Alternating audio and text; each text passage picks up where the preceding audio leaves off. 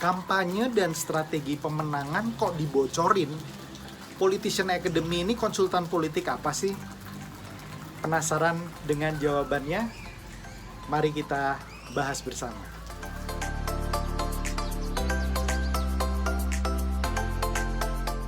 Hai Sobat Politician Academy.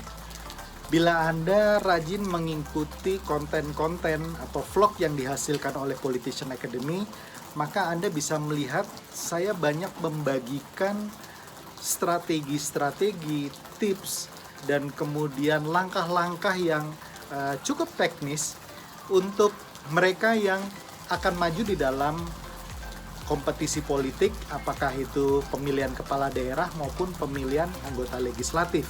Saya masih ingat komentar dari beberapa teman saya yang juga menjadi konsultan politik yang mereka bingung kenapa kok saya mau membagikan ilmu secara gratis di vlog atau konten-konten di dalam Politician Academy yang sedemikian terbukanya. Ibaratnya rahasia dapurnya kok dibuka begitu saja kepada publik yang potensial menjadi klien. Bahkan beberapa di antara mereka sempat terkejut pada waktu saya menulis buku berjudul Winning Strategy yang di dalamnya berisi langkah-langkah praktis dan teknis sekali bagaimana seseorang bisa memenangkan pemilihan legislatif. Karena di situ dia melihat loh ini sebetulnya inti dari pemenangan itu ada di situ. Termasuk juga di dalam beberapa konten di dalam vlog saya yang menyatakan bahwa ini sudah sangat detail dan sangat efektif kalau langsung dimanfaatkan oleh para kandidat-kandidat tersebut. Bahkan beberapa di antaranya secara bercanda mengatakan bahwa apa yang saya bagikan di konten saya dalam Politician Academy atau buku saya itu akan mematikan karir seorang konsultan politik atau menutup kantor sebuah konsultan politik. Nah, tentu saja saya memiliki motivasi yang kuat kenapa saya melakukan ini. Sebagian saya pernah share di dalam profil Politician Academy, vlog pertama kali yang dikeluarkan oleh Politician Academy. Tetapi paling tidak terdapat dua alasan yang jelas konkret kenapa saya mau melakukan ini. Kenapa saya mau membuka dapur strategi pemenangan. Tentu saja strategi-strategi dan tips yang saya bagikan di dalam konten Politician Academy itu adalah tips dan strategi yang sudah terbukti dan berjalan. Artinya bukan sesuatu yang teori saja, bukan sesuatu yang angan-angan saja, karena pengalaman saya sebagai akademisi, peneliti, dan kemudian orang yang langsung terjun ke dalam sebuah partai politik, melihat dinamika di dalam partai politik, saya bisa mengkombinasikan kedua hal tersebut dan kemudian mengujinya menjadi sebuah strategi yang dimanfaatkan oleh kandidat, oleh mereka yang terjun ke dalam politik dan kemudian sukses dalam melaksanakan strategi tersebut.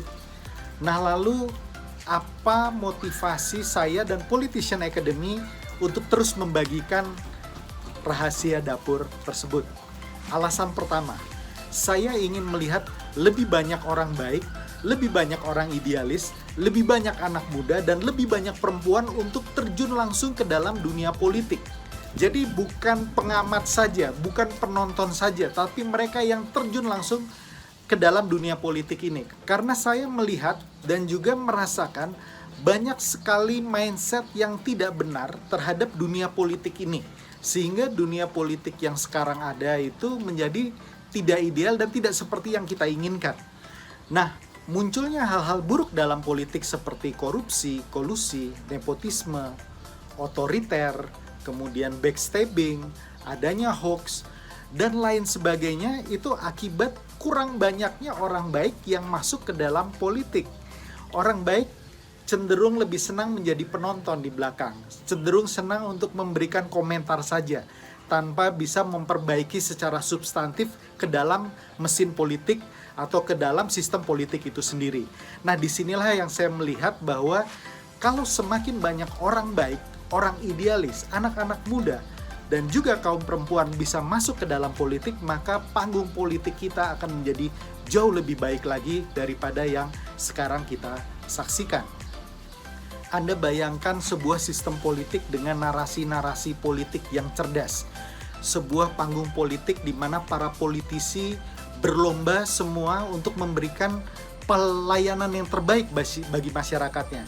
Bisa memberikan kebijakan yang terbaik bagi masyarakatnya. Bisa menghasilkan pengawasan yang bisa menjauhkan penyelewengan dari sebuah negara. Ini adalah kondisi yang baik sekali, yang sempurna sekali, yang bukan tidak mungkin bisa kita capai juga di Indonesia. Nah, tetapi ada syaratnya, ada catatannya, bahwa mereka yang baik, mereka yang idealis, anak-anak muda tersebut, para perempuan yang mau terjun ke dalam politik, mereka adalah individu-individu yang tidak naif terhadap politik. Mereka adalah individu-individu yang prepare, yang memiliki modal dan kapasitas untuk maju. Mereka yang memiliki mental yang kuat untuk bisa survive di dalam dunia politik itu sendiri. Kenapa saya katakan seperti ini? Karena dalam kenyataannya banyak orang-orang baik yang naif masuk ke politik. Mereka cuma berpikir, wah kalau di politik itu asal punya idealisme pasti bisa berhasil. Nggak cukup dengan itu. Masih banyak hal lain yang perlu Anda persiapkan. Modal-modal yang lain juga Anda perlu persiapkan, termasuk modal finansial juga. Kemudian kejadian lain juga, mereka yang kemudian mempersiapkan dengan tidak baik, kemudian akhirnya gagal, dan kemudian memberikan cap hitam, cap yang tidak baik terhadap dunia politik dan politisi. Padahal permasalahannya adalah ketidaksiapan mereka, bukan karena dunia politik yang tidak siap mereka masuki, bukan itu masalahnya. Atau dalam contoh lain di mana orang baik, orang idealis masuk ke politik, tidak siap secara mental, mudah silau dengan hal-hal yang duniawi, dan akhirnya setelah masuk kemudian melakukan hal yang sama juga dengan pendahulu-pendahulunya yang penuh dengan KKN tersebut. Jadi hal-hal inilah yang harus dihindari dan harus disiapkan oleh mereka orang baik, anak muda, perempuan, orang idealis untuk masuk ke dalam politik. Oleh karena itu di sini saya membantu memberikan kenyataan di lapangan sebenarnya gimana, dan membantu mereka memberikan pemahaman dan mindset yang tepat untuk berkompetisi di dalam dunia politik. Nah, yang saya rasakan dan amati di dalam dunia politik, edukasi politik untuk hal-hal yang seperti ini itu cenderung tidak banyak, ya. Berapa banyak buku-buku politik yang mengajarkan dan menjelaskan secara transparan dan gamblang apa yang terjadi di Indonesia. Mungkin kalau kita bandingkan dengan buku-buku strategi manajemen perusahaan, strategi manajemen mengelola sebuah usaha startup, kita menemui banyak sekali buku dan referensi. Tetapi begitu kita masuk kepada bagaimana untuk maju sebagai seorang kepala daerah atau anggota legislatif, kalau Anda datang ke Gramedia atau ke toko-toko buku tertentu, Anda bisa lihat bahwa sedikit sekali referensi yang bisa Anda dapatkan.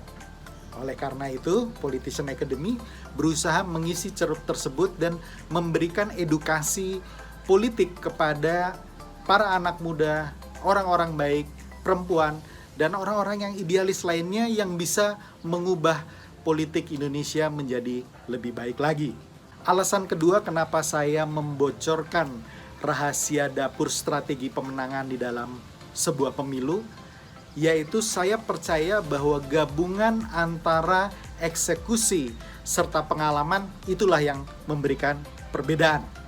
Jadi kalau saya analogikan mungkin kurang lebih seperti ini.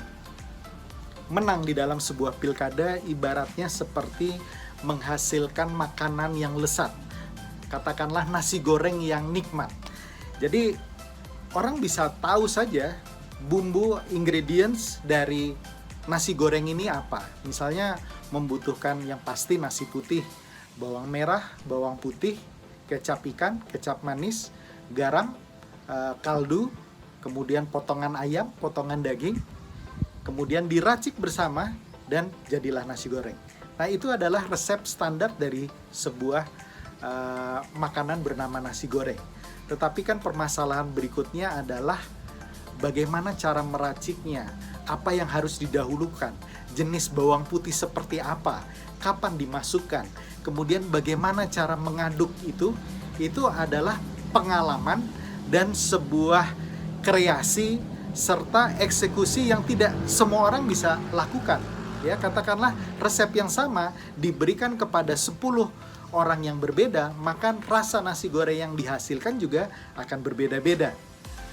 Nah, disinilah beda dari masakan tersebut. Nasi gorengnya mungkin sama, tetapi yang satu rasanya berbeda dengan rasa lainnya, tergantung dari chefnya, tergantung dari racikan dari sang chef tersebut.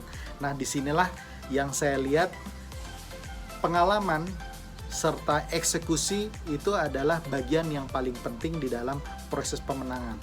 Banyak orang yang bisa tahu strategi dari pemenangan. Katakanlah saya di dalam vlog saya pernah menyatakan bahwa ingredients untuk sebuah pemenangan yang berhasil itu ada 3, yaitu adanya dana yang cukup, adanya tim ses yang solid dan loyal, serta strategi yang tepat dan terukur.